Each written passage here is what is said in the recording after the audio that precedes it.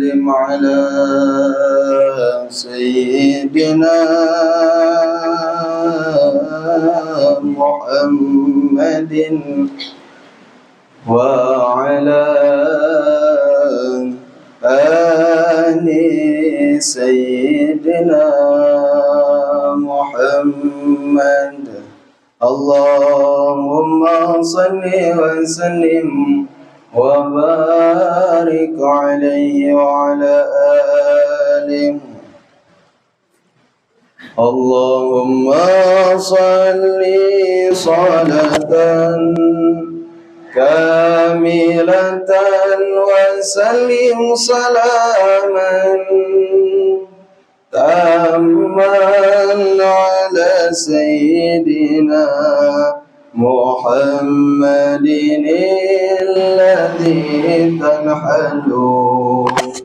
الذي تنحل به العقد وتنفرج به الكرب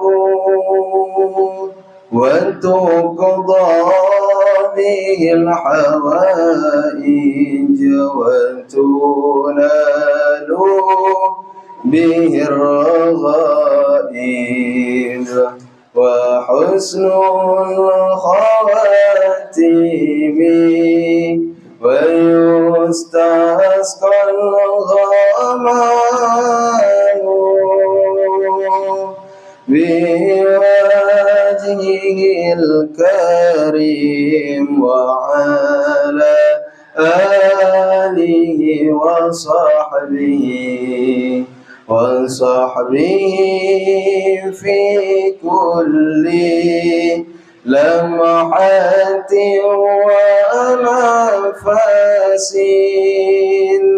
ونفس بعدد كل معلوم لك. اللهم صل صلاة كاملة وسلم سلاما تاما على سيدنا محمد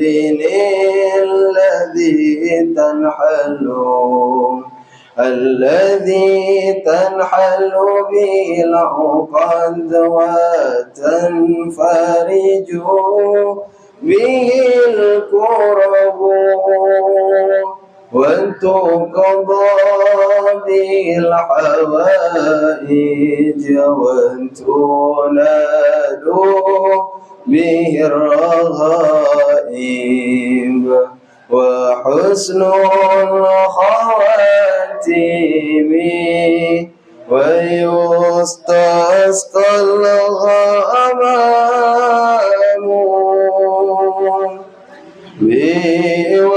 بوجهه الكريم وعلى آله وصحبه في كل لمحة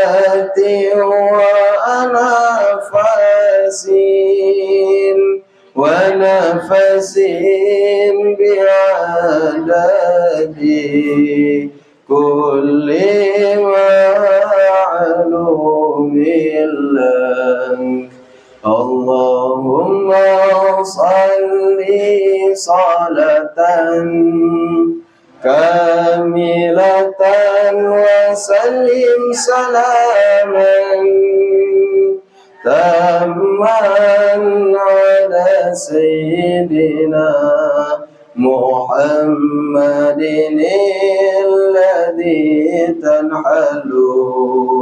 الذي تنحل به العقد وتنفرج به الكرب وتقضى به الحوائج وتنال به الرغائب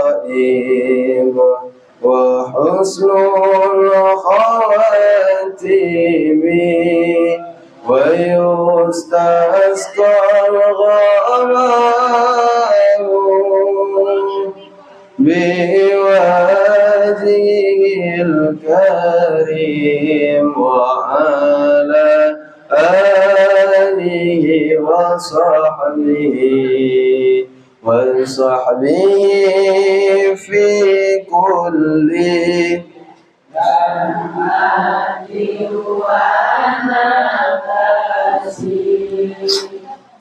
ونفس بعدد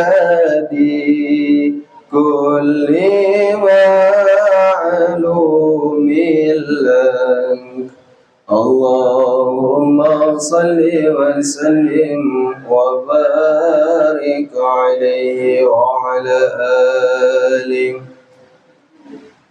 إلى حضرة النبي المصطفى محمد صلى الله عليه وسلم وعلى آله وصحبه أجمعين وإلى حضرة جميع الأنبياء والمرسلين عليهم الصلاة والسلام وإلى حضرة جميع العلماء والأولياء والصالحين ثم إلى أرواح أمهات المؤمنين سيدتنا خديجة الكبرى وسيدتنا عائشة الرضا وإلى بنت الرسول سيدتنا فاطمة الزهراء البتول وإلى روح سيدنا الحسن وإلى روح سيدنا الحسين ثم إلى روح الإمام المشارق والمغارب أسد الله الغالب سيدنا علي بن أبي طالب كرم الله وجهه ثم إلى روح سيدنا المهاجر إلى الله أحمد بن عيسى وابنه عبيد الله وإلى روح سيدنا الأستاذ العظام الفقيه المقدم محمد بن علي بعلوي وأصولهم وفروعهم وجميع سادتنا آل بعلوي أجمعين وكافة أهل تاريم وسيبون ثم إلى روح السيد عمر بن سري بن سيد فتح الله اسم الخان العلوي الحسين صاحب تنجم متب وإلى روح السيد مخدوم صاحب تنجم متب وإلى روح ياقوس أنانكم يوم وإلى روح شيخنا كهجي عبد الحميد وخصوصا إلى روح صاحب الراتب القطب الإرشاد وغوث العباد والبلاد سيدنا الإمام الكتب الحبيب عبد الله بن علوي بن محمد الحداد وأصولهم وفروعهم أن الله يغفر لهم ويرحمهم ويعلي درجاتهم في الجنة ويكثر مثوبتهم ويضاعف حسناتهم ويحفظنا بجيههم ويعيد علينا من بركاتهم وأسرارهم وأنوارهم وعلومهم ونفعاتهم في الدين والدنيا والآخرة ثم إلى أرواح جميع أهل القبور من المسلمين والمسلمات والمؤمنين والمؤمنات من مشارق الأرض إلى مغاربها برها وبحرها خصوصا إلى أرواح آبائنا وأمهاتنا وإخواننا وأخواتنا وأجدادنا وجداتنا وأساتذتنا ومشايخنا أن الله يغفر لهم ويرحمهم ويسكنهم الجنة برحمته أوصل اللهم ثواب ذلك منا إليهم ثم إلى حضرة سيدنا الإمام الحفيظ المسلم الحبيب عمر بن محمد بن سالم الحفيظ بن الشيخ أبي بكر بن سالم وسيدنا الوالد أبويا الأستاذ الحبيب حامد النجي بن محمد بن حامد ابن الشيخ أبي بكر بن سالم وتلميذهما سيد الوالد المربي الروحي أبويا الحبيب محمد شكري بن علي بن شهاب الدين وإلى حضرة والدينا وعلى هذه النية وكل نية صالحة وإلى حضرة النبي سيدنا ومولانا محمد صلى الله عليه وسلم بالسر الفاتحة أعوذ بالله من الشيطان الرجيم بسم الله الرحمن الرحيم الحمد لله رب العالمين الرحمن الرحيم مالك يوم الدين إياك نعبد وإياك نستعين اهدنا الصراط المستقيم صراط الذين أنعمت عليهم غير المغضوب عليهم ولا الضالين آمين. السلام عليكم ورحمة الله وبركاته. الحمد لله رب العالمين الحمد لله نحمده ونستعينه ونستغفره ونعوذ بالله من شرور أنفسنا ومن سيئات أعمالنا من يهد الله فلا مضل له ومن يضلل فلا هادي له أشهد أن لا إله إلا الله وحده لا شريك له وأشهد أن سيدنا محمدا عبده ورسوله لا نبي بعده اللهم صل وسلم على سيدنا محمد مفتاح باب رحمة الله عدد ما في علم الله صلاة وسلاما دائمين بدوام ملك الله وعلى آله وصحبه ومن والاه ولا حول ولا قوة إلا بالله سبحانك لا علم لنا إلا ما علمتنا إنك أنت العليم الحكيم رب اشرح لي صدري ويسر لي أمري واحلل عقدة من لساني يفقه قولي أما بعد وقال الله تعالى في كتابه الكريم أعوذ بالله من الشيطان الرجيم بسم الله الرحمن الرحيم سبحان الذي أسرى بعبده ليلا من المسجد الحرام إلى المسجد الأقصى الذي باركنا حوله لنريه من آياتنا إنه هو السميع البصير صدق الله العظيم. Ibu-ibu jamaah yang dirahmati Allah Subhanahu wa taala, alhamdulillah tsumma alhamdulillah, kita bersyukur kepada Allah yang kembali mengumpulkan kita di siang hari ini dalam suasana bulan Sya'ban yang agung, yaitu bulannya Nabi Muhammad sallallahu alaihi wasallam. Hari ini kita masuk tanggal 10 dari bulan Sya'ban.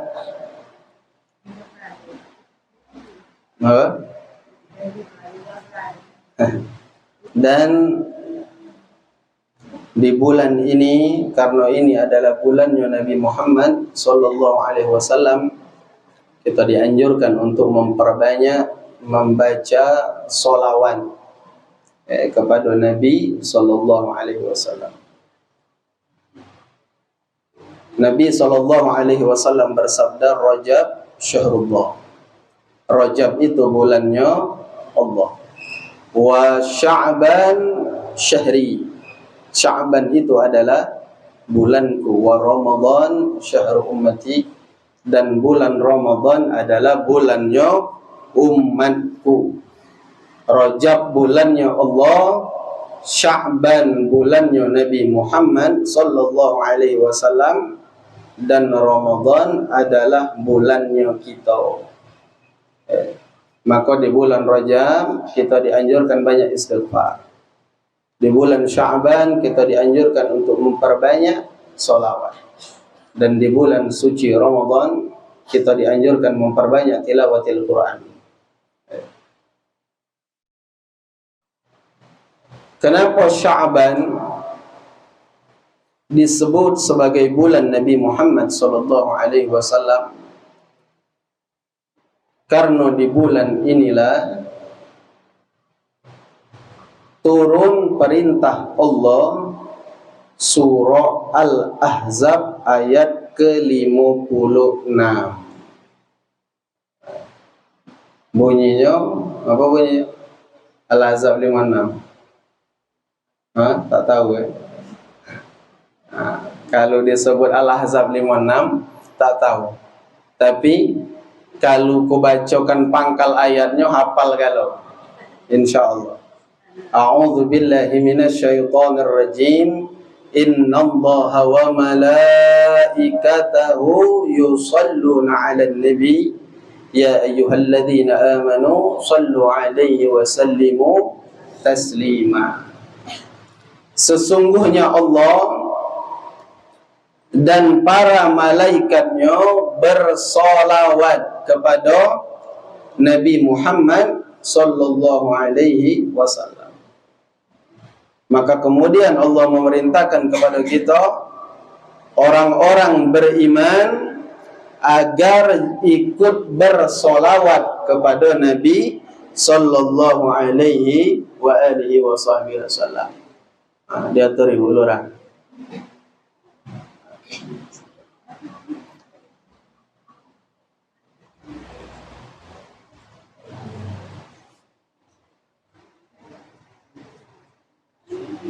Okey, saya.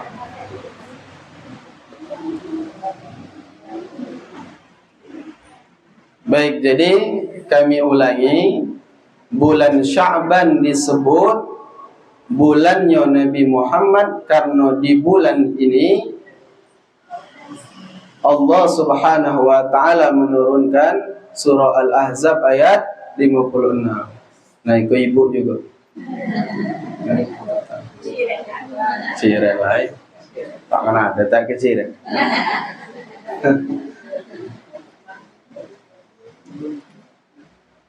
Jadi itu alasan pertama. Kemudian alasan kedua, kenapa bulan Sya'ban ini sebelum kita bercerita tentang Isra wal Mi'raj. Kenapa bulan Sya'ban ini disebut sebagai bulannya Nabi Muhammad sallallahu alaihi wasallam? Karena di bulan ini Allah mengabulkan cita-cita Nabi Muhammad sallallahu alaihi wasallam, keinginan Nabi dikabulkan oleh Allah di bulan Sya'ban. Keinginan apa? Jadi Nabi itu waktu masih tinggal di Mekah itu sholatnya menghadap Ka'bah, ngadap Ka'bah. Kemudian Nabi pindah ke Madinah. Waktu pindah ke Madinah, di awal-awal pindah itu Allah memerintahkan kepada Nabi kita, Nabi Muhammad sallallahu alaihi wasallam, agar kiblatnya berubah. Tak usah lagi ngadap ke Ka'bah di Mekah, tapi menghadap Masjidil Aqsa yang ada di Palestina.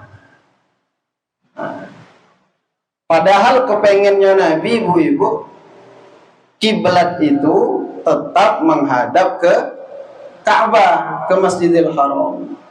Tapi Nabi terima perintah Allah Subhanahu wa taala. Tapi apa yang dilakukan Nabi? Setiap hari yang dilakukan Nabi melihat ke langit. Nah, cerita ini diabadikan Allah dalam surah Al-Baqarah ayat 144. Ketika Nabi SAW setiap hari menengadahkan pandangannya ke langit. Nabi melihat ke atas. Melihat ke atas itu dilakukan oleh Nabi tidak sebentar. Selama 17 bulan 3 hari. 17 bulan 3 hari. Nabi melihat ke langit tiap hari. Kenapa itu dilakukan Nabi? Nabi berharap, ibu-ibu, kalau baik malaikat Jibril turun bawa wahyu yang merintahkan kepada Nabi agar kembali menghadap ke Ka'bah.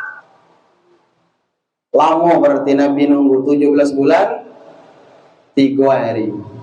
Sampai akhirnya ketika baginda Nabi Muhammad sallallahu alaihi wasallam sedang melaksanakan salat zuhur. Salat zuhur berjamaah dengan para sahabat radhiyallahu anhum ajma'in. Salat zuhur, ibu-ibu, rakaat ketiga. Waktu rakaat ketiga. Rakaat ketiga dalam posisi ruku. Posisi ruku. Malaikat Jibril turun. Bawa firman Allah surah Al-Baqarah ayat 144 yang diantara isinya fawalli wajhaka syatral masjidil haram. Maka hadapkanlah, palingkan mukamu ke arah Masjidil Haram, kiblat berbalik lagi ke Ka'bah.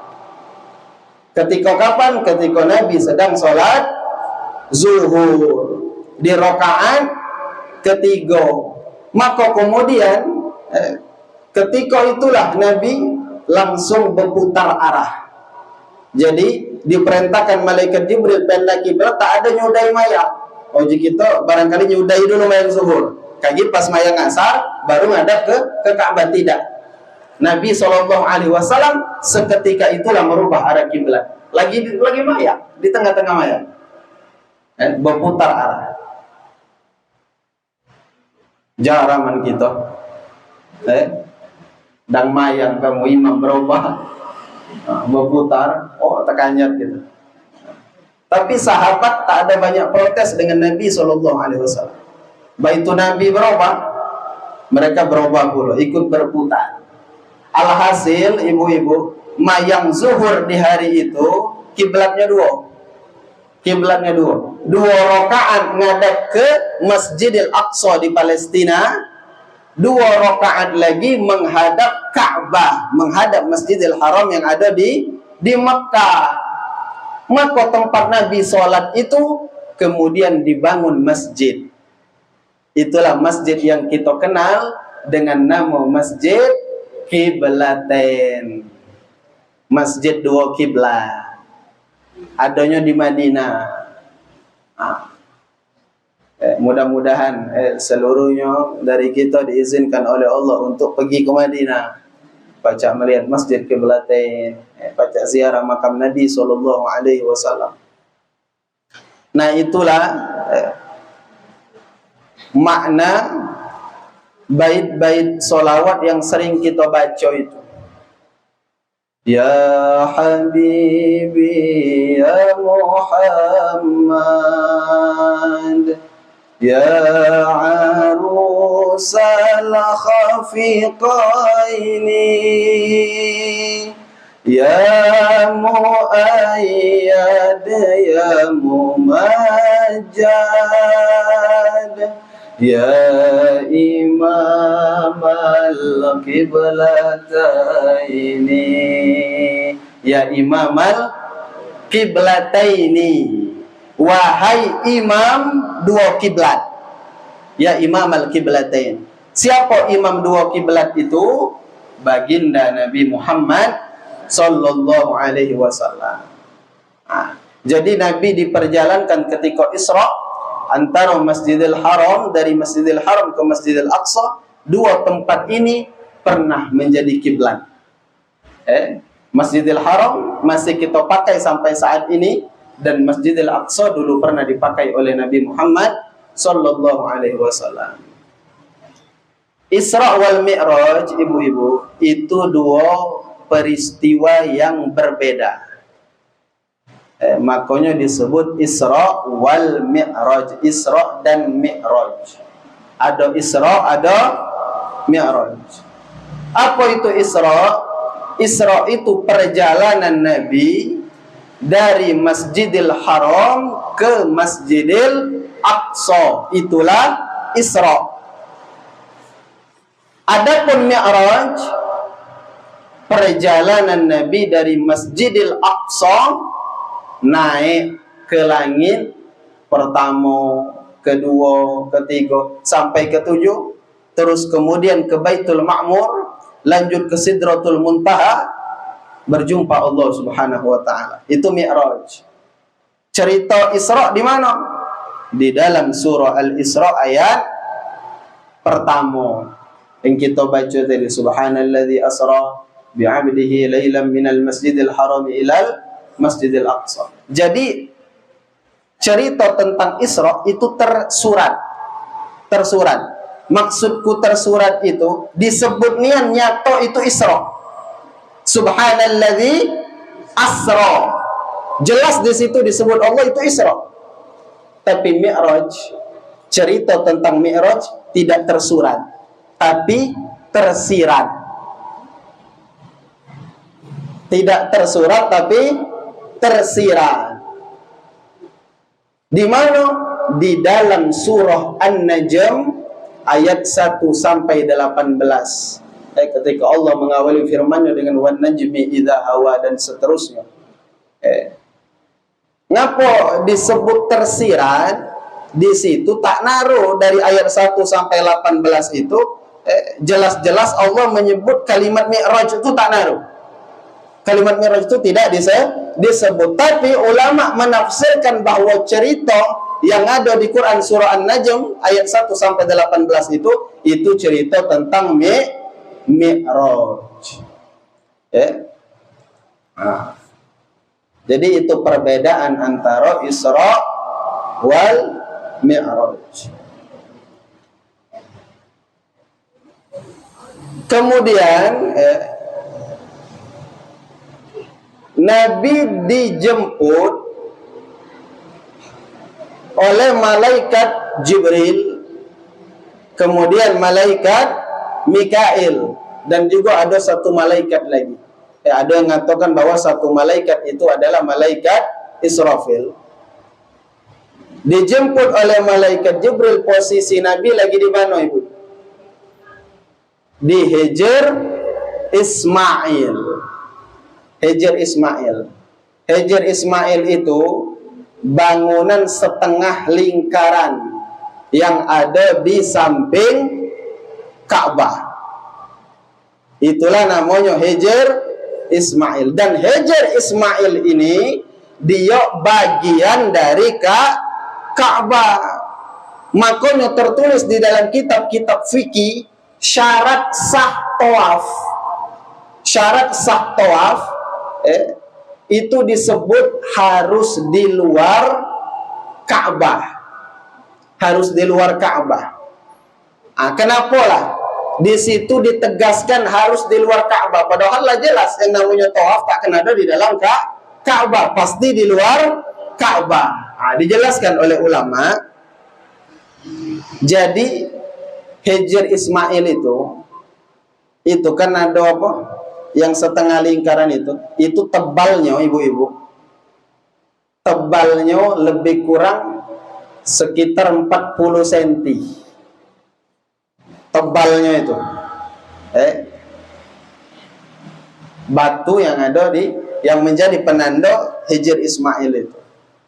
Nah, maka bagi siapa yang tawaf, baik tawaf haji, tawaf umroh, hati-hati ketika tawaf. Misalnya dia dapat bagian tawaf itu kebetulan parah nian dengan Ka'bah, rapat dengan Ka'bah. Kemudian waktu tawaf itu tangannya dilepakkannya di atas Hijr Ismail yang 40 cm itu. Lagi tawaf itu tangannya dilepakkannya di situ. Maka tawaf ini orang tidak sah.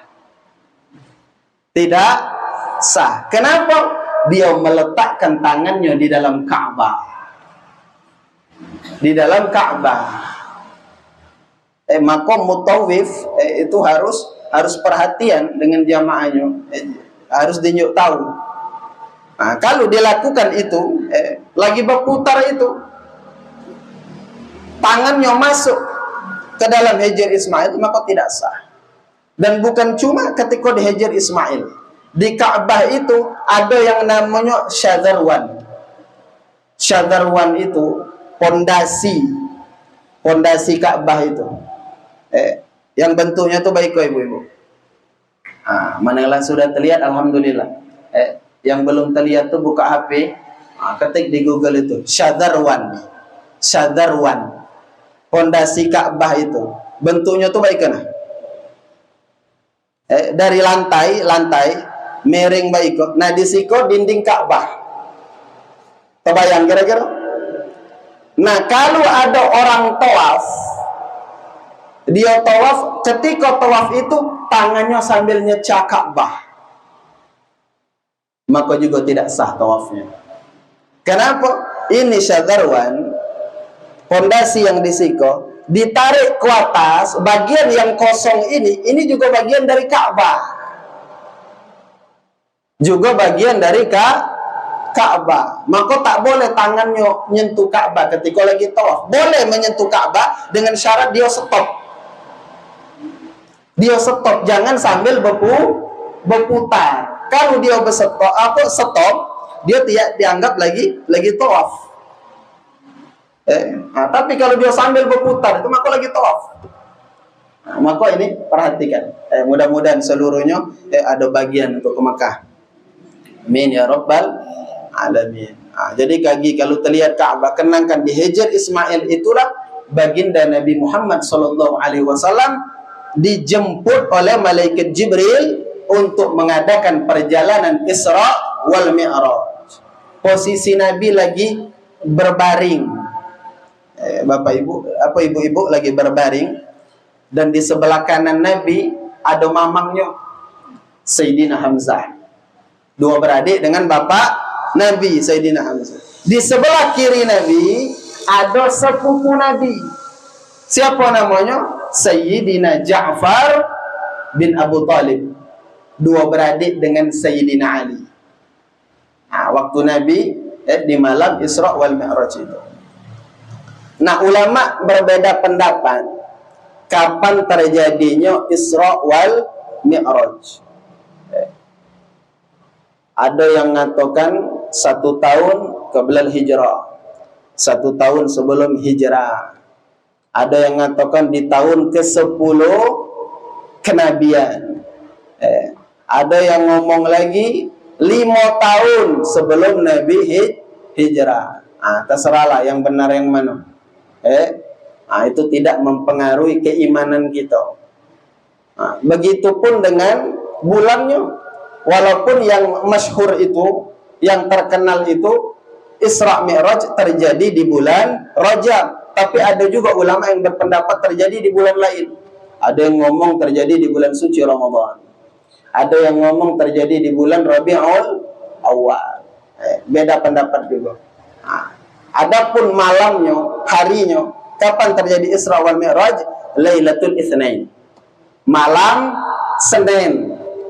Dan memang hari Senin ini sudah sering kita sampaikan di majelis ini, memang hari yang sudah dipilihkan oleh Allah menjadi harinya Nabi Muhammad SAW, hari Senin.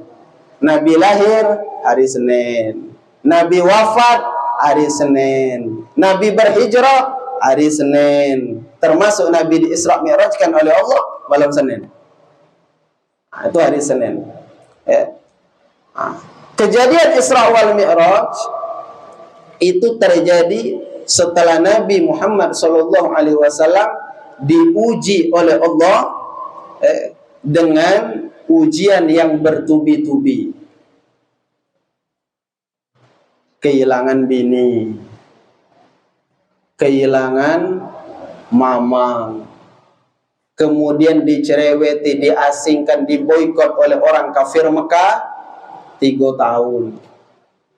Bayangkan ibu-ibu, kehilangan bini, kehilangan mamang. Yang 2 orang ini, 2 orang yang luar biasa pengorbanannya untuk dakwah Nabi Muhammad SAW. Ditambah lagi dimusuhi orang sekampung. Bayangkan kita ada di posisi itu. Orang terdekat kita, pasangan hidup kita meninggal, dimusuhi oleh orang pulau. Ujian Nabi Muhammad sallallahu alaihi wasallam. Maka kemudian Allah hibur Nabi kita lewat peristiwa Isra wal Mi'raj. Jadi Nabi itu kan kita lah tahu kalau umur 2 bulan ditinggalkan oleh bapak. 2 bulan di kandungan, bukan 2 bulan lahir. Jadi Nabi tak pernah tahu bak mana wajah bapaknya itu. Lahir umur 6 tahun, umaknya pula meninggal. Umur 6 tahun lah yatim piatu. Dan lalaman kita ceritakan bak mano sedihnya ketika Nabi menguburkan Sayyidah Aminah dengan tangannya. Itu tak ada nak kita ulangi.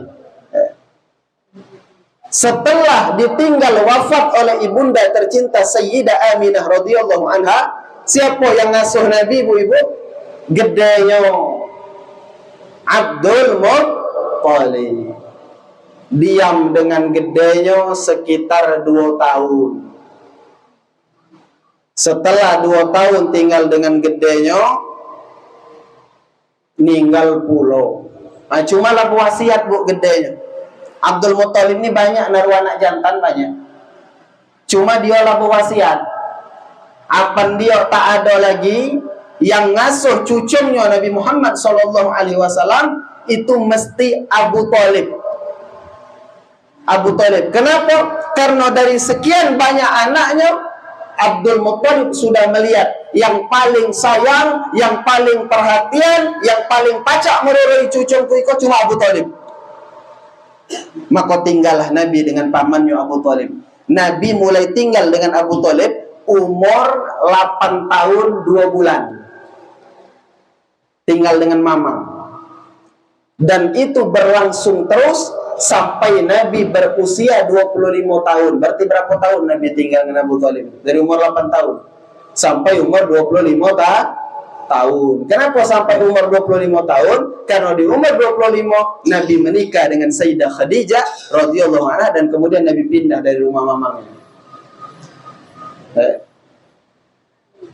Dan bukan bayi Abu Thalib yang sayang dengan Nabi, teko bininya.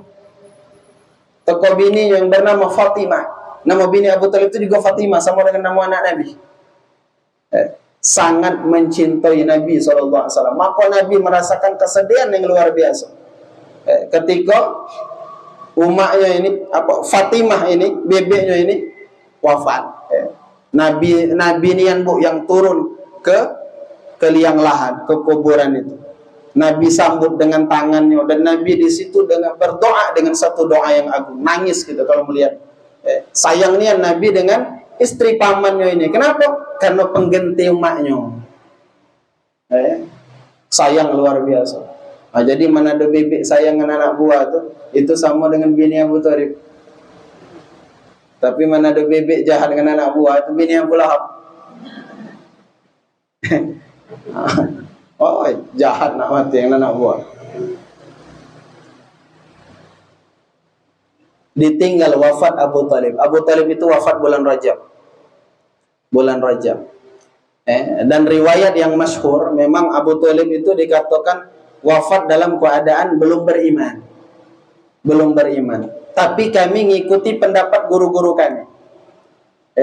Di antaranya pendapat Sayyid Ahmad Zaini Dahlan, yang beliau tulis dalam kitabnya berjudul Asnal Maqalib fi Najati Abi Thalib. Beliau menceritakan bahwa Abu Thalib wafat dalam keadaan beriman. Termasuk juga Sayyid Al-Barzanji juga mengatakan Abu Thalib wafat dalam keadaan beriman. Abu Thalib meninggal. Tak lama setelah Abu Thalib meninggal, ibu-ibu, meninggal pula Sayyidah Khadijah radhiyallahu anha. Sayyidah Khadijah meninggal di tanggal 11 Ramadan. 11 Ramadan. Tahun ke-10 dari kenabian. Tanggal 11 Ramadan, tahun ke-10 kenabian. Sayyidah Khadijah wafat dalam usia sekitar 65 tahun. 65 tahun. Setelah hidup bersama Nabi Muhammad SAW 25 tahun mendampingi Rasulullah. 25 tahun. Karena nikah umur 40 Sayyidah Khadijah. Dia wafat umur 65. Berarti dia dengan Nabi 25 tahun. Dan selama menikah dengan Sayyidah Khadijah tidak pernah dimadu oleh Nabi SAW. Bini Nabi cuma seekor ketika dengan Sayyidah Khadijah. Jadi Nabi menikah lagi kapan? Setelah Sayyidah Khadijah wafat. Dan itu pun tidak ada langsung. Lama Nabi seorang itu. Sangat sayang Nabi dengan Sayyidah Khadijah radhiyallahu anha. Nah, dua orang ini wafat dalam waktu yang berdekatan. Maka hati Nabi ini agak ngedon juga. Agak ngedon. Ditambah orang Mekah saat itu memusuhi beliau sallallahu alaihi wasallam. Maka akhirnya terjadilah peristiwa yang kita kenal dengan Isra wal Mi'raj. Nabi berjalan. Nah, dari Masjidil Haram ke Masjidil Aqsa itu Nabi kan tak ada langsung. Ini sudah sering kita sampaikan. Jadi tak ada baik itu dari Masjidil Haram itu lurus langsung ke Masjidil Aqsa, tak ada. Singgah dulu Nabi. Ada banyak tempat yang disinggahi Nabi, di antaranya tempat yang bernama Thaibah. Thaibah. Ianya sekok, bukan Thayyibah. Thaibah. Kalau Thayyibah lain lagi. Thaibah ianya sekok. Jadi Nabi waktu naik buraq itu diajak singgah oleh malaikat Jibril ke tempat yang banyak batang kurmanya. Nabi disuruh turun, inzil, kata malaikat Jibril, fasalli, tunaikan sholat. Maka Nabi mayang di tempat itu 2 rakaat. Setelah sholat, malaikat Jibril bertanya kepada Nabi, tahukah engkau wahai Muhammad di mana engkau sholat? Nabi tak tahu. Uji malaikat Jibril, ikola Taibah. Ikola Taibah. Taibah itu nama lain dari Madinah. Madinah itu ada beberapa nama. Ada disebut Yathrib, Madinah itu. Ada juga disebut Taibah. Nah itulah lagu Ya Taibah, Ya Taibah itu. Ya Taibah, Ya Taibah. Nah, Taibah yang dimaksud di situ adalah Madinah. Yang disinggahi Nabi di malam Isra wal Mi'raj itu. Singgah di situ. Dan malaikat Jibril nunjuk tahu di tempat ikolah gagi kau bakal berhijrah, bakal berpindah. Dan di tempat ini pula engkau bakal wafat di Madinah. Maka Madinah kemudian menjadi bumi paling berkah. Bumi paling berkah ibu-ibu sealam semesta. Tempat paling berkah itu di Madinah. Jadi tempat paling berkah di alam semesta ini bukan di langit adanya. Di mana? Di dunia. Tepatnya di Madinah. Kenapa di Madinah? Karena tanah Madinah menyimpan jasad suci Sayyidina Muhammad sallallahu alaihi wasallam. Dan Nabi pernah berdoa khusus tentang Madinah. Allahumma ja'al bil Madinah difa ma ja'alta bi Makkah minal barakah. Ya Allah, jadikan keberkahan yang ada di Madinah ini berlipat-lipat dibandingkan keberkahan yang ada di Mekah. Madinah lebih berkah daripada Mekah. Kenapa? Karena di Madinah ada Nabi Muhammad sallallahu alaihi wasallam. Kalau di Masjidil Haram ya jelas ada Ka'bah. Ka'bah ini ibu-ibu, siapa yang pertama kali membangun Ka'bah? Nabi. Itu yang kita pahami selama ini. Ternyata bukan. Ternyata bukan. Nah, kita ceritakan kenapa Nabi Ibrahim itu disebut yang membangun Ka'bah. Jadi pertama kali yang membangun Ka'bah itu malaikat. Malaikat. Di dalam Al-Quran surah Al-Baqarah ayat 30 itu Allah berfirman, wa idz qala rabbuka lil malaikati inni ja'ilun fil ardi khalifah. Ketika Allah mengumumkan kepada para malaikat, aku hendak menjadikan di muka bumi khalifah. Nak nyiptakan manusia. Kemudian malaikat berkata, qalu ataj'alu fiha may yufsidu fiha.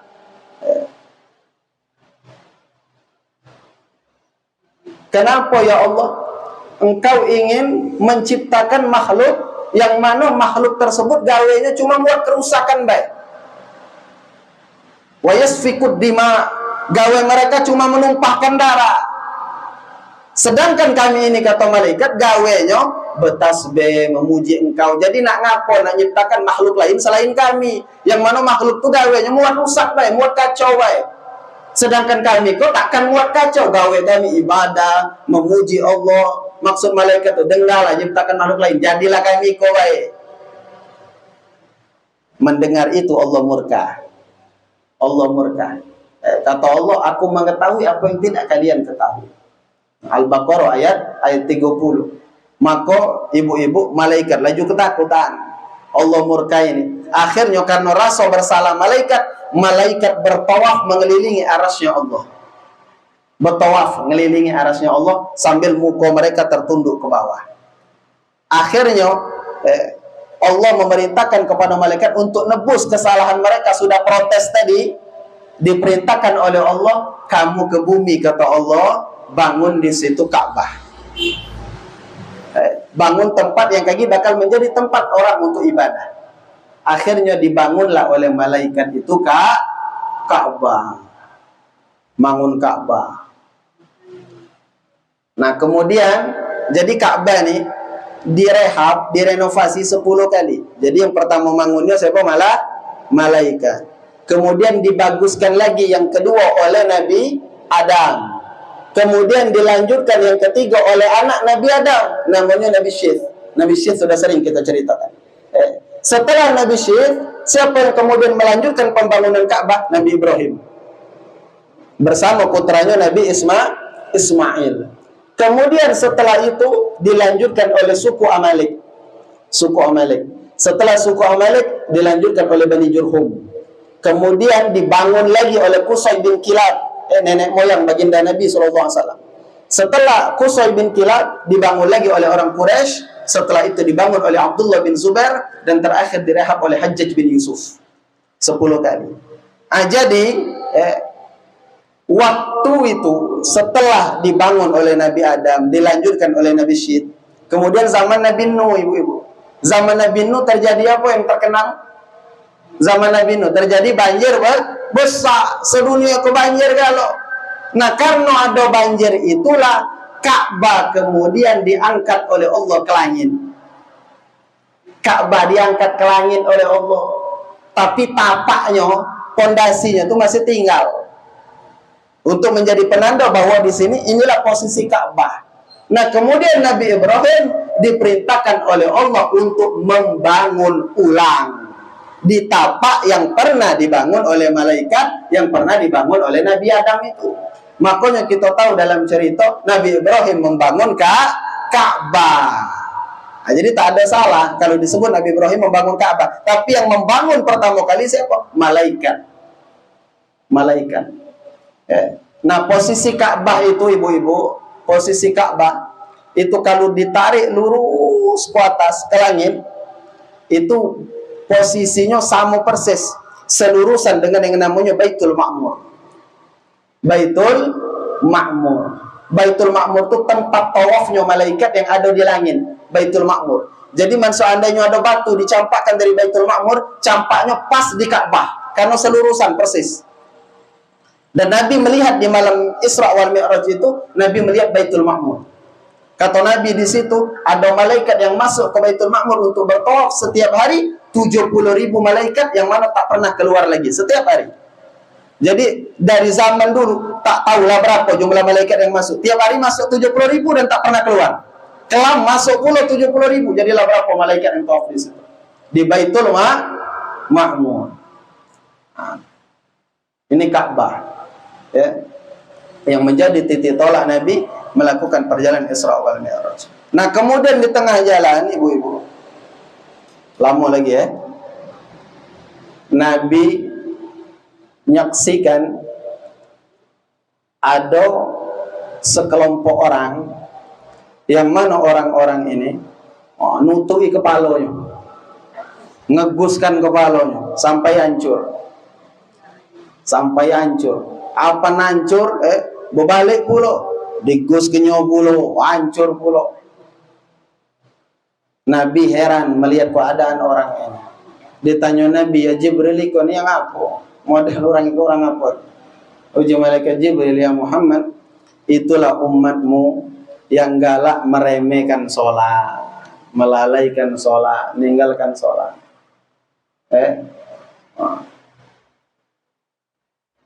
Itulah balasannya.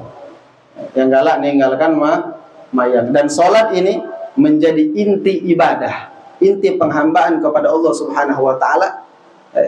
Sehingga Nabi nak nerima perintah solat ini tak ada melalui perantara malaikat Jibril. Nabi ngambil langsung dengan Allah. Ini karena agungnya solat. Nah, maka hati-hati ibu-ibu. Malam ini aku ngomong di Masjid Istiqomah itu. Peringatan Imam Haddad kepada kita galau-galau. Nasihat Imam Haddad bagi orang yang lagi sakit. Ya, bukan yang sakit sebenarnya. Segala orang yang sehat, yang sakit, tapi yang sakit lebih ditekankan oleh Imam Haddad. Wa yanbaghi lil marid, kata Imam Haddad, maka hendaklah bagi orang yang sakit, wal yahdhar kullal hadri min tarki shalah, hati-hati, berjaga nian, jangan sampai meninggalkan mayat. Nah, ini selalu kami sampaikan. Kenapa diingatkan Imam Haddad model itu khusus orang sakit? Karena kita kenapa sakit itu jadi dalih, jadi alasan untuk domayang. Baik yang sakitnya, baik keluarga yang sakit. Tak ada diperhatikan orangnya namayang, tak ada. Apa ada yang di rumah yang dah kau tak usah nugi nolok kelabe. Dia kadang sakit Tuhan tuh kalau tertilak, tertiwak mah baca-baca. Maka aku senang tak terkira. Kalau tekabar ada orang misal, oh si anu meninggal, sudah mayang, senang, milu senang ibu-ibu rahimakumullah. Ringan gitu, ada orang mati, sakit, lumayan mati. Kira-kira, wak mana lah, posisi mati itu belum mayang. Khawatir gitu. Maka kadang aku ngomong jangan galak mohongi diri kita seorang. Ngapa? Ada orang nongol sakit lama, sepanjang sakit itu tak ada mayang. Apa mayang bau? Alhamdulillah si anu itu mati lemah lah husnul khotimah. Yang ngomong husnul khotimah tahu persis yang bersangkutan itu selama sakit ninggalkan mayang. Jangan galak pemohon. Jangan galak mohongi diri kita seorang. Ya tak usah, itu bukan jangan kita nilai orang, jangan. Kalau dengan orang tuh husnuzon, prasangka baik. Iko nih kalau terjadi dengan kita. Jadi kita ini ada berpikir. Dan sakit itulah ibu-ibu nak leman mayang tuh. Kalau tak jago lagi, kalau melaju. Perhatikan urusan sholat ini. Maka Imam Haddad mengingatkan di situ dan beliau melanjutkan wala yahtimu amalahu bil idha'ati li imadiddin. Jangan sampai orang sakit itu mati dalam keadaan meninggalkan imaduddin. Imaduddin itu tiang agama. Berarti maksud Imam Haddad nih mati dalam posisi belum mayang, su'ul khotimah jelas. Jangan sampai ada orang dia tuh sakit mati dalam posisi belum mayang. Itu imaduddin tiang agama. Maka nak berjago ibu-ibu, nak berjago. Kita saling ingatkan dengan yang sakit itu mayang. Dan sudah dipermudah sholat bagi orang yang sakit itu. Sudah dipermudah oleh syariat. Nah, maka kita berpelihara saling segi. Bukan laju nyuruh, oh tak usah mayang, adik dan sakit juga, payah, Tuhan tertilang. Itu bukan omongan. Bukan bayang sakit nak mayang. Teko nunggu yang nunggu sakit tadi, nunggu orang sakit, mayang juga. Di rumah sakit, oh ada orang nyengok, oh tolong doa agar cepat waras, mayang dong. Bagaimana doa nak dikabulkan Tuhan? Mayang yang nunggu orang sakit, mayang juga. Tak kena do, lah di rumah sakit, terlihat orang sakit, hati tak lembut, tak jadi pelajaran. Bu paling lemak nak melembutkan hati itu di rumah sakit. Itu paling lemak mana sadar. Ngapa? Melihat orang sakit itu. Bayangkan kita ada di posisi itu, tak usah kena sakit sampai dirawat di rumah sakit. Ayah sakit gak seri semua. Bah sehingga tak lemak-lemak. Mayang nak nucur aja, tak lemak kalau kita lemak baru selesai semua. Maka kita pikir ya Allah, mumpung badan masih sehat, bebenaranlah. Kaki kita malam ahad kaki, insya Allah nisfu Sya'ban. Malam ahad kaki nisfu Sya'ban. Termasuk amalan yang dianjarkan oleh salaf kita, antara maghrib dengan isya kita baca Yasin 3 ulang. Baca Yasin 3 ulang dengan niat baca Yasin yang pertama minta panjang umur dalam ta'at, dalam sehat, dalam afiat, minta panjang umur. Cuma jangan minta panjang umur, minta panjang umur dalam ta'at. Panjang umur tak ada ibadah, tak naruh guna juga, manyai dosa berako. Minta panjang umur itu untuk ta'at. Kemudian baca Yasin yang kedua, minta kepada Allah rezeki yang halal, yang berkah. Dan terakhir baca Yasin yang ketiga, minta agar diwafatkan oleh Allah dalam keadaan iman, dalam keadaan Islam, dalam posisi sudah mayang. Minta kepada Allah Subhanahu wa taala. Kenangkan jangan lupa malam ahad nisfu Sya'ban. Dan itu termasuk ibu-ibu malam ketika amal disetor nisfu Sya'ban itu. Jadi amal nyetor itu nih ada beberapa tahap. Ada nyetor harian, amal itu nih nyetor harian tuh pagi petang. Itu ada malaikat yang khusus bertugas dia. pagi petang. Itu nyetor harian. Kemudian ada nyetor mingguan, nyetor pekanan amal itu. Itu terjadi di hari Senin, hari Kemis. Makanya hari Senin, hari Kemis kita dianjurkan puasa sunnah, karena itu hari nyetor amal. Dan ada nyetor tahunan. Kapan nyetor tahunan? Malam nisfu Sya'ban. Nah, malam nisfu Sya'ban ini termasuk 5 malam yang doa tidak bakal ditolak oleh Allah. Malam kayak gini, nisfu Sya'ban, malam Ahad. Nah, nak begadanglah di situ. Jangan kita tahun baru begadang, nunggu jam 00. Oh, tekan tuh. Trompet di tangan. Ya Allah, gawe buyan. Nak begadanglah di malam itu, malam nisfu Sya'ban. Doa tidak ditolak oleh Allah Subhanahu wa taala. Tapi hati-hati. Ada beberapa doa dari hamba-hamba yang bakal ditolak oleh Allah. Tak naruh manfaat bagi dia nisfu Sya'ban. Di antaranya orang yang durhaka dengan mak bapak. Durhaka dengan mak bapak. Orang yang tak berteguran. Bayianlah. Sebelum malam Ahad digolok bayianlah. Gari berkokotan. Bayian. Rugi ibu-ibu. Kayak di malam itu orang dapat galau diri bagian yang tak dapat. Ngapa? Galak besakatan. Tahu usah galak besakatan. Lagi lah tua. Dan lah tua ikan ibu-ibu tak usah mudah merajuk. Kan galak merajuk tua. Yang bahaya dari orang tua ikan, satu merajuk tua, 2 kanji tua. Merajuk tua. Nah, apalagi tak usah nak ribut oleh pemilihan kemari. Buyannya. Dah aku batasi kalau ada lagi nak sanaan. Buyan. Nah, enggak lolo. Bayanlah. Terutama yang ada perkara dengan umat bapak, selesaikanlah. Malam nisfu Sya'ban, malam yang agung. Di situ Allah banyak menurunkan ampunan. Di situ Allah banyak mengabulkan hajat. Pemberian kita diberikan oleh Allah. Nah, mintalah di malam nisfu Sya'ban kayak gini. Tunggu nian malam nisfu Sya'ban itu. Minta panjang umur, jangan lupa. Mudah-mudahan kita dinjau oleh Allah badan sehat, rezeki lancar, pikiran tak ada rupak. Pacak bertemu dengan bulan suci Ramadan dalam keadaan hati tenang. Pacak ngadui ibadah tu fokus. Minta kepada Allah Subhanahu wa taala. Belum? Perasa lama lah jam hari kan. Apa perasa kuat? Jadi balik ke urusan mayang tadi, uji Imam Haddad wa yanbaghi liman hadarahu. Maka hendaklah bagi orang yang hadir di sisi orang yang sakit itu, kalau lagi ada para orang sakit, min ahlihi, baik itu dari keluarganya, wa ashabihi, dari kanco-kanconya, an yuhithuhu ala dhalik, maka hendaklah mendorongnya untuk melakukan itu, melakukan sholat maksudnya.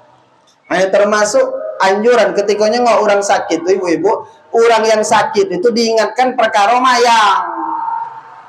Diingatkan juga keluarganya. Oh, yururui nak mayang, umak mururui, perhatikan dia nak wudu. Itu harus perhatian. Wa yu'awinuhu, membantunya, wa yudzakiruhu bihi, dan mengingatkan dia akan perkara sholat. Termasuk juga faedah tambahan di sini, ibu-ibu, kepalangan bagi orang yang sakit. Wal yuksir min qawli la ilaha illa anta subhanaka inni kuntu minaz zalimin. Siapa yang diuji oleh Allah dengan sakit, waktu sakit itu banyak-banyak maca la ilaha illa anta subhanaka inni kuntu minaz zalimin, faqad warada, sebab sebagaimana yang diriwayatkan, anna man qalaha 40 marrah, barang siapa yang membaca la ilaha illa anta subhanaka inni kuntu minaz zalimin 40 marrah, 40 kali ketika dia sakit, wa mata min mardihi, dan dari sakit itu kemudian dia laju mati, maka dzalika mata syahida, dia mati dalam keadaan syahid. Apa di kita lagi sakit, baca itu, khawatir jarak sakit nunda laju,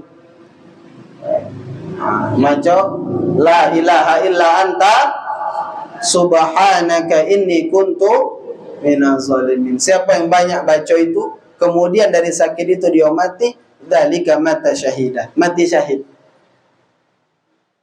Mati syahid. Nah, dianjurkan orang yang sakit, oh banyak-banyak maca, banyak-banyak la ilaha illa anta subhanaka inni kuntu minaz zalimin. Termasuk yang dianjurkan juga diperbanyak baca oleh orang sakit, baca suratul Ikhlas, kulhu. Dan sakit itu banyak-banyak baca qul huwallahu ahad. Jadi itu yang dilihat Nabi, orang yang galak melalaikan sholat. Kemudian Nabi berjalan lagi. Nabi melihat ibu-ibu, ada orang berenang di sungai darah. Nah, kita berenang di kedai, di kolam, di payo.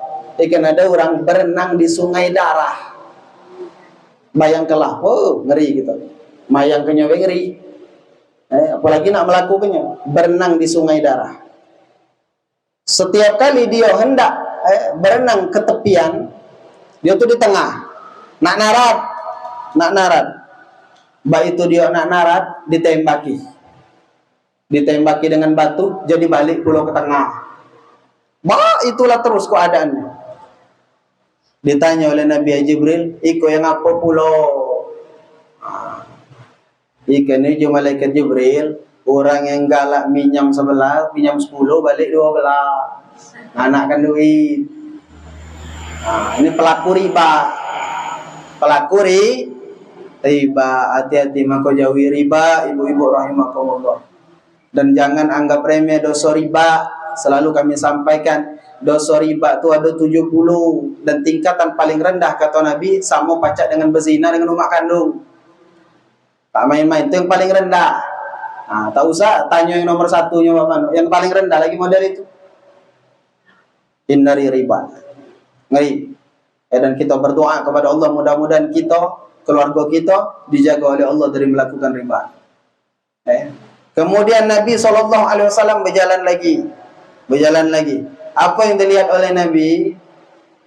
Nabi melihat ada orang kukunya ini dirubah oleh Allah jadi dari tembaga. Dari tembaga. Kemudian dengan kuku yang dari tembaga itu, dia cakari mukanya, rainya, dicakarinya, dadanya dicakar-cakar sampai berdarah, terkelupas kulit-kulit. Nyakari rainya seorang. Ini heran lagi Nabi, ya Jibril, iko yang apa pulau? Uji malaikat Jibril, wahai Muhammad, itulah umatmu yang galak ngomongkan orang. Maka jago lisan kita. Tak usah banyak nak nguri gawe orang. Orang terserahlah mati pergi, apa manfaatnya untuk kita. Kau berkure gawe orang. Sehingga merepet. Maka aku selalu ngomong di akhir zaman ni, kalau mak orang lagi, tak usah nak milih orang berkumpul rame-rame, pun berkumpul tu, ujung-ujungnya kan ngomongkan orang tu lah.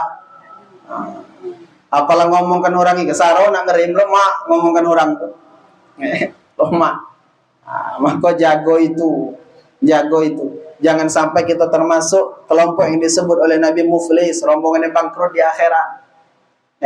Awak rajin mayang, awak rajin ngaji, uji Nabi, rajin baca Quran, rajin puasa, tapi muflis, bangkrut di akhirat. Di antara penyebabnya apa? Galak ngomongkan orang. Kemudian Nabi berjalan lagi.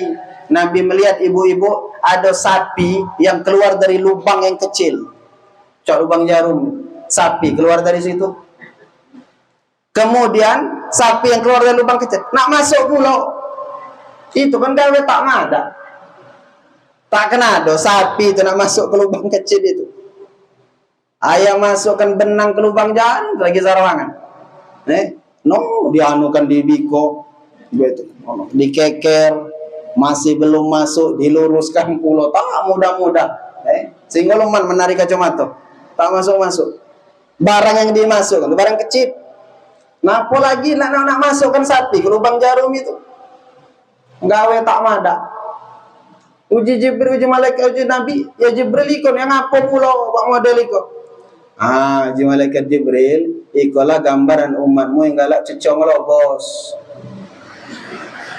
Nak ngerepet aja, ngomong tak naruh rem. Iko nih bu, kan sapi besar tadi, perlambang omongan. Omongan iko nih, apabila keluar, tak baca lagi, masuk ke dalam. Tak baca lagi. Yang lata ucap tuh tak baca lagi, nak ditarik. Mustahilnya sama pecah kat sapi, dan masuk ke lubang tadi, tak madak gawe tu. Orang lah terlanjur sakit, orang lah terlanjur tersinggung. Maka hati-hati. Barangkali kita minta maaf ke orang itu, barangkali dimaafkannya, cuma lupon do, kita terkenang terus itu. Maka hati-hati. Selalu aku ngomong, lepaskan akal itu di depan mulut. Lalu aku ngomong.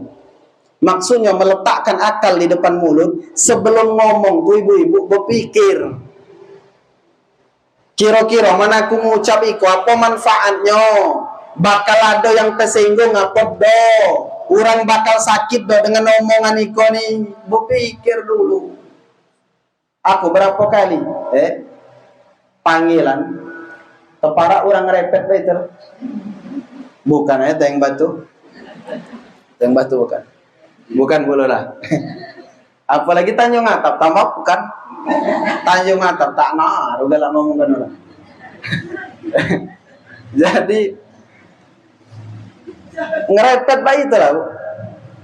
Cecoy koladas. Asak melihat ke belakang. Di belakang tuh sana yang dia omongkan tadi. Rai ngabang, malu. Ngomong tuh, lihat-lihat. Merenung, enak dia omong itu bermanfaat apa do. Maka kuncinya agar kita ndak galak ngerepet, tak usah berkanco dengan orang galak ngerepet. Itulah obatnya. Apa kita berkanco dengan orang galak ngerepet, ibu-ibu? Nggak pendiam, tak lama lagi ngerepet juga. Bos ya anu tuh diam, tak banyak komen. Nenjak semut lagi tak mati gitu. Berkanco dengan orang ngerepet, tak lama lagi ngerepet juga. Maka harus menjaga, melihat-lihat. Berkanco tuh, yang ikut tak baju dibuat kanco. Apalagi kalau ngomongkan orang tadi. Hari ini kita dia ngomongkan orang ke kita, kelam kita dia ngomongkannya ke orang.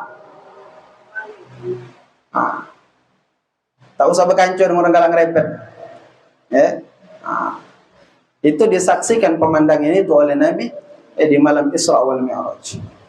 Hati-hati. Dan bahkan dalam satu hadisnya Nabi SAW menyebutkan ada orang yang masuk ke nerakanya Allah gara-gara sepatah omongan.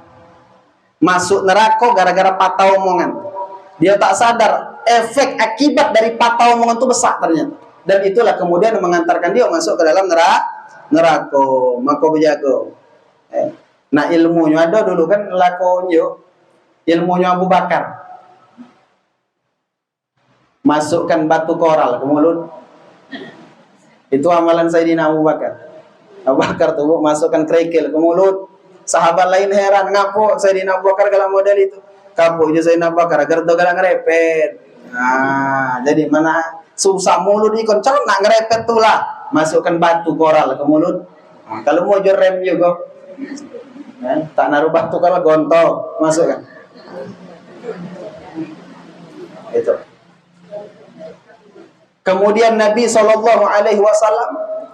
berjalan lagi, berjalan. Ada suara yang memanggil Nabi SAW. Ya Muhammad unzurni as'alu. Ya Muhammad tunggu aku nak bertanya. Tapi tak ditolehnya oleh Nabi. Tak ditolehnya oleh Nabi. Yang memanggil Nabi ini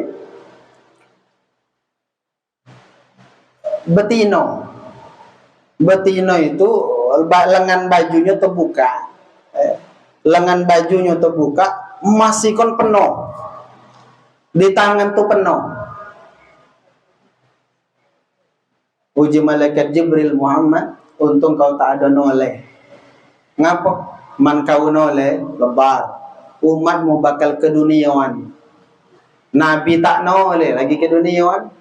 Jarang Nabi waktu itu noleh. Wah, rusak anam.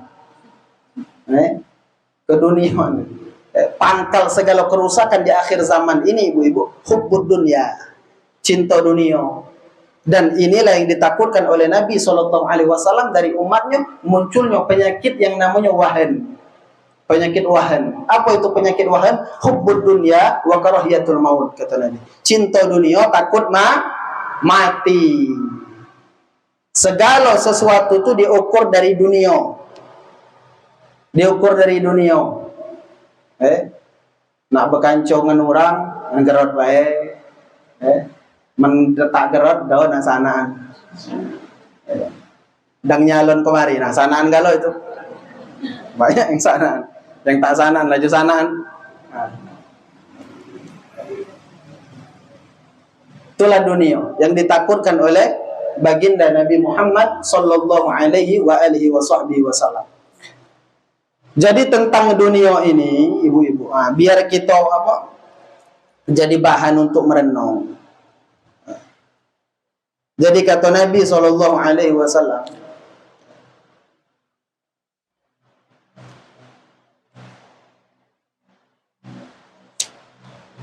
sebagaimana yang diriwayatkan oleh Sayyidina Anas bin Malik radhiyallahu anhu. Qala Rasulullah sallallahu alaihi wasallam, yu'ta bi an'ami ahli dunya min ahli nar yaumal qiyamah. Kagi bu, kiamat kagi bakal didatangkan oleh Allah Subhanahu wa taala orang yang paling senang ketika di dunia. Orang yang paling mendapatkan banyak nikmat ketika di dunia. Tapi orang ini di akhirat min ahli nar, jadi penghuni neraka. Dan lagi di dunia sesenang-senang orang, dia tak tahu bak rasa saro, rasa tak naruh duit, bengumoran hidup sehingga dia senang, tak naruh benar, pati tak senang, ladas terus, sehingga hari-hari nyerenging, tak naruh benar, pangko tak lemak tu tak naruh. Orang paling senang di dunia, duit tak kurang, segala kepengen ada. Kemudian baik itu di akhirat, fayusbagh finnar sabagha, dia dicelupkan oleh Allah di neraka sekali celup. Dicelupkan baik, bukan dimasukkan ke neraka, dicelup, dia tidak ambil pula, dicicipi dikit dari neraka itu. Baik itu dia sudah dicicipi itu, ditanya oleh Allah, ya bani Adam, wahai anak Adam, hal ra'aita khairan qattu, hal marra bika na'imun qattu.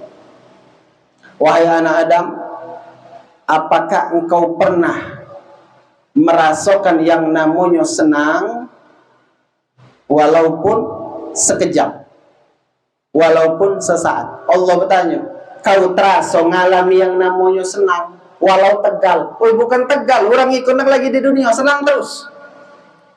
Tapi yang ditanya oleh Allah, pernah enggak kau merasakan senang walau tegal? Apa dijawab oleh orang tadi? La wallah ya Rabb, tak pernah ya Allah, demi Allah tak pernah aku merasakan yang namanya senang. Padahal dan lagi di dunia dia orang yang senang terus. Nah, kenapa dia sampai terucap ucapan seperti itu? Bu, senang di dunia tadi, bak itu tercelup ke neraka sekali, lupa kalau pernah senang. Lupa kalau pernah senang tadi. Tompak hilang sekejap segala kenikmatan yang dia rasakan gara-gara merasakan tegal di neraka itu. Bak mana lama. Kemudian wa yu'ta bi asyaddin nas bu'san fid dunya min ahlil jannah. Dipanggil oleh Allah, didatangkan orang paling saro di dunia. Orang paling saro. Wah, bu orang ikut kerak tu kerak ni yang marak dako. Oh, singgahnya hidupnya ikut saro terus, buntu terus, tak naruh benar, pati terasa kelemak itu. Tapi ternyata di akhirat min ahlil jannah, dia rombongan yang masuk surga. Maka kemudian fayusbahu sabghatan fil jannah. Dia dicicipi oleh Allah ke surga itu tegal be. Suruh masuk dia tuh langsung keluar mulu. Masuk tegal be. Baik itu dia lah keluar fayuqalu lahu, Allah bertanya, ya bani Adam, hal ra'aita bu'san qattu, hal marra bika shiddatun qattu. Wahai anak Adam, pernah tak ada engkau merasakan susah saro walau tegal? Padahal dang di dunia itu bukan orang kan. Tak usah nak nanya tegal, berumur hidup saro terus. Allah bertanya, pernah tak ada kau merasakan susah walaupun sebentar? Dia jawab, la wallah. Tak pernah ya Allah, aku tak pernah sedikit pun merasakan yang namanya susah. Kenapa dia berucap seperti itu? Terlihat tegal, termasuk tegal ke neraka itu ibu-ibu, lupa galo segala kesengsaraan yang pernah dialami di dunia, lupa galo. Nah, jadi sudahlah urusan dunia ini kita sampai nak beribu-ribu, nak bercekilan oleh urusan dunia ini buyang. Dunia ini tegal. Akhirat tuh kaki kekal. Saro di dunia itu di tegal ibu-ibu. Dan lemak di dunia ini juga jangan terlewat ladas, tegal. Toto mati kayak gitu. Nah, kamu masih terkenang cerita raja yang muat cincin. Aku pernah bercerita raja ini muat cincin. Kemudian